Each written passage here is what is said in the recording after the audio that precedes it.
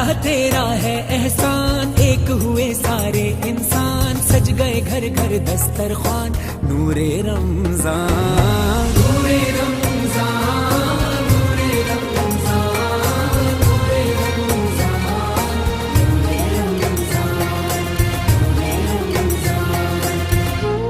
अल्लाह तेरा है एहसान, तूने बढ़ा दी सबकी शान, आया है बन के मेहमान, नूरे रमजान, नूरे रमजान, नूरे रमजान, नूरे रमजान, नूरे रमजान, नूरे रमजान। نن دا خوندور رو جماعت د امجد صاحب دا اړخه د غریب آواز تحریک ته اړخه او شو ټاکل شو ډېر ښکلي مشران او همزولي او کشران پکې راغلي وو.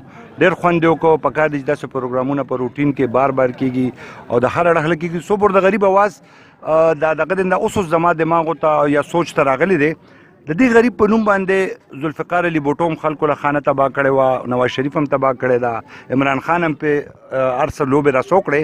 خو دې سړي کې چې یو شی ما وکتو نو دا دی چې دی په خپله د دې غریبۍ او د دغه والی و نو د آواز اوچت که ځکه چې د ما ته وویل د دې چې کله ما انټرویو کړه ما لکه څه هیډن ایجنډا دې شته سیاست ته روځې څه کوې څه کوې ما ته خان وي د دې مریضانو حل مې وکړه د دې ریډیوال حل مې وکړه نو ما الله خو د تا د پاکستان وزیر اعظم کې چې ستا دا سوچي او انشاءالله زموږ مرسته زموږ ملاتړي هر څه به تاسو سري امجد صاحب هېڅ قسمه غم ونه کوې ستا مقصد نیک دی ستا نیت روغ دی نو الله پاک روغ نیت سری. ډېره مننه. ارادی جن کے پختہ ہو نظر جن کی خدا پر ہو تلا تم حز موجوں سے وہ گھبرایا نہیں کرتے.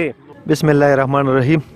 اول خودلته د ټولو مرګرو پر اتک باندې د میډیا د مرګرو ډېره زیاته شکریا ادا کوم چې نن امجد به د خپل طرف نه یو افطار پارټي انعقاد کړو. داغه مقصد صرف دو چې یاره موږ صرف په یو پلیټ فارم باندې په یو دسترخوان باندې کینو او د یووالي مظاهره وکړو. مقصد یې صرف دو.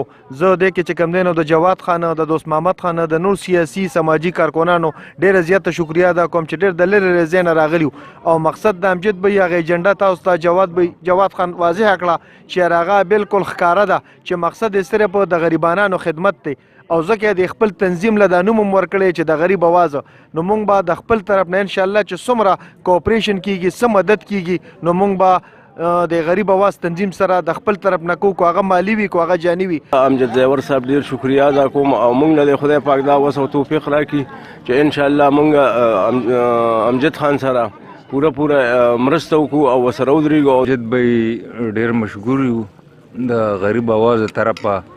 امید لرو چې داسې پروګرام به هغه بار بار کوي. امجد چې څومره ټیم دی او د غریب آواز د دوی شکریا ادا کوم چې دوی په ښه انداز باندې زمونږ خدمت وکړو. بل زمونږ نه د دې څونه خلکو تقریبا 200 کسانو خدمت یې وکړو نو زه دوی له په دې باندې مبارکي ورکوم او خدای پاک دې د دوی نه نور طاقت هم ورکړي چې دغسې د غریبو خدمت او د غریبو حواس ځای ته ورسوي او انشاءالله چې دوی ته کوم ځای کې مسله راځي نو زه خو پکې خپل خلک هم یاسم پیژني سله پکې خپل پیژنګلو کومه او انشاءالله چې کوم ځای کې دوی ته د غریبو لپاره څه قسمه مشکلات راځي نو هغه ټیم به انشاءالله دوی ته ما خپل نمبر ورکړی دی او دوی ته ما چې د غریبو لپاره به زه تاسو سره هر ځای کې څنګ په څنګ ولاړ یم.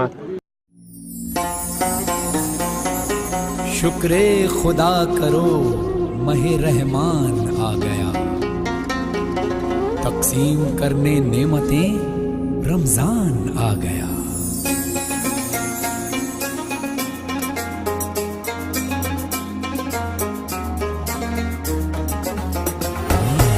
अल्लाह तेरा है एहसान, तूने बढ़ा दी सबकी शान, आया है बन के मेहमान, नूरे रमजान, नूरे रमजान.